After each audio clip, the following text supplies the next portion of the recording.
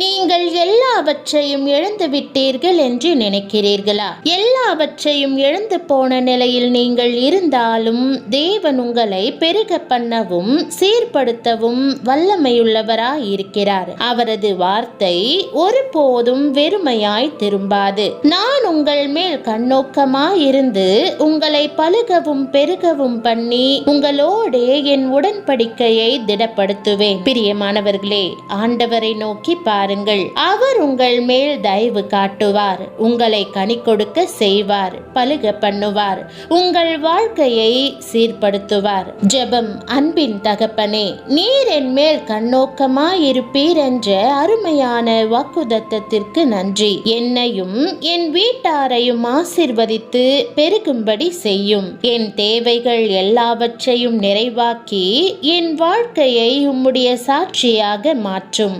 ஆமென்.